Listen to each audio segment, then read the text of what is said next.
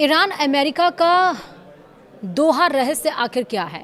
Trump ने बात की और बात में दावा भी किया है, लेकिन इन सब के बीच में अकड़ रहा है तेहरान। क्या तेहरान वो मुद्दा बन जाएगा? क्या ये लड़ाई थमेगी या फिर नहीं? नमस्कार, आप देख रहे हैं न्यूज़ 18 का डिजिटल प्लेटफॉर्म। मैं हूं आपके साथ श्रुति श्रीवास्तव।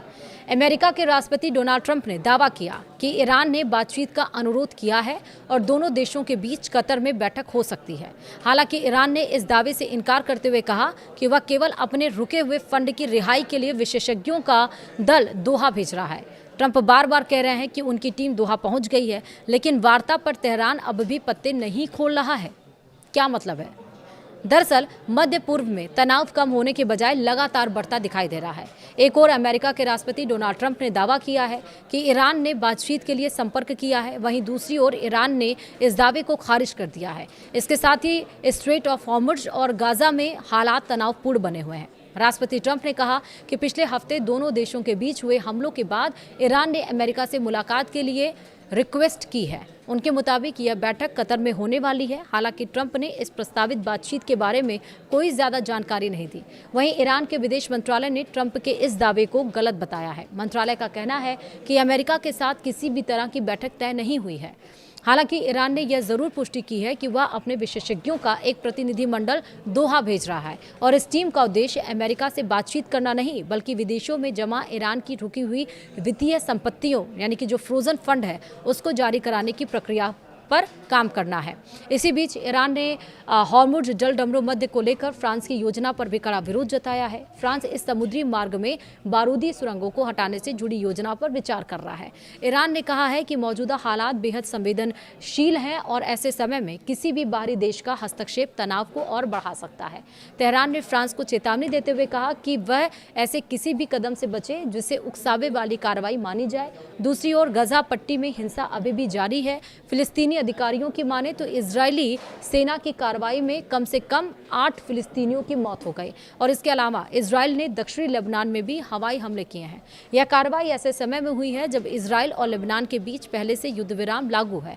इन घटनाओं से साफ है कि मध्य पूर्व में स्थिति अभी भी नाजुक बनी हुई है। एक तरफ अमेरिका और ईरान के बीच बातचीत को लेकर अलग अलग दावे किए जा रहे हैं, तो दूसरी ओर गाजा, लेबनान और स्ट्रेट ऑफ हॉर्मुज़ में बढ़ता तनाव क्षेत्र की शांति और सुरक्षा के लिए नई चुनौती बनता हुआ जा रहा है। अब इस पूरे मामले में अभी तक क्या अपडेट्स आए हैं वो आपको बताते हैं। दरअसल अमेरिका में ईरान के साथ हुई समझौते को लेकर अलग अलग बयान सामने आ रहे हैं। उपराष्ट्रपति जेडी वेंस ने इस समझौते का समर्थन करते हुए इसे शांति की दिशा में बड़ा कदम बताया। उन्होंने कहा कि अंतिम समझौते के लिए मजबूत आधार तैयार हो चुका है। वेंस ने इजरायल की आलोचना करते हुए कहा कि केवल सैन्य कार्रवाई से हर सुरक्षा समस्या का समाधान नहीं हो सकता। वहीं विदेश मंत्री मार्को रूबियो ने इजरायल की आलोचना करने से बचते हुए ईरान और हिजबुल्लाह पर निशाना साधा। हालांकि व्हाइट हाउस ने दोनों नेताओं के बीच किसी भी मतभेद से इनकार किया है। ओमान ने कहा है कि हॉर्मुज़ जलडमरू मध्य में बारूदी सुरंगों को हटाने की मुख्य जिम्मेदारी ईरान की है। ओमान के विदेश मंत्री बद्र बिन हमद अल बुसैदी ने एक इंटरव्यू में कहा कि अमेरिका और ईरान के बीच हुए समझौता यानी कि जो MOU है के मुताबिक इस महत्वपूर्ण समुद्री मार्ग और अंतर्राष्ट्रीय जहाजरानी मार्गों को सुरक्षित रखना मुख्य रूप से ईरान की जिम्मेदारी है। उन्होंने ये भी कहा कि यदि जरूरत पड़ी और अनुरोध किया गया तो ओमान क्षेत्रीय और अंतर्राष्ट्रीय प्रयासों में सहयोग देने के लिए तैयार है। इससे पहले ईरान भी फ्रांस की इस मामले में भूमिका पर आपत्ति जता चुका है। ईरान ने अमेरिका के इस दावे को खारिज किया है कि दोहा में दोनों देशों के बीच उच्च स्तरीय वार्ता होगी।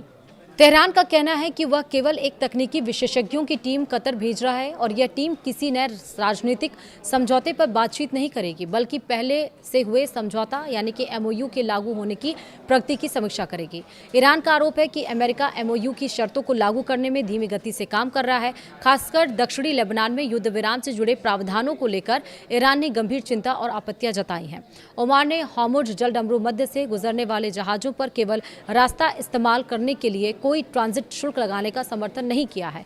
ओमान के विदेश मंत्री बद्र बिन अहमद अल-बुसैदी ने कहा है कि समुद्री मार्ग से गुजरने वाले जहाज़ों पर केवल आवागमन के लिए शुल्क नहीं लगाया जाना चाहिए। हालांकि उन्होंने यह भी कहा कि यदि जहाज़ों को समुद्री सुरक्षा, पर्यावरण संरक्षण और नौवहन सहायता या आपातकालीन सेवाएं जैसी विशेष सुविधाएं दी जाती हैं तो उन सेवाओं के लिए शुल्क लेने पर चर्चा की जा सकती है। उनके अनुसार यह व्यवस्था संबंधित देशों और शिपिंग कंपनियों की सहमति से होनी चाहिए। अमेरिका के राष्ट्रपति डोनाल्ड ट्रंप ने कहा है कि अमेरिकी वार्ताकारों का एक दल कतर की राजधानी दोहा के लिए रवाना हो गया है। उनके मुताबिक वहां ईरान के साथ एक महत्वपूर्ण बैठक हो सकती है और यह बातचीत ऐसे समय में हो रही है जब हाल के सैन्य हमलों के कारण हॉर्मुज़ को लेकर दोनों देशों के बीच तनाव बढ़ गया था।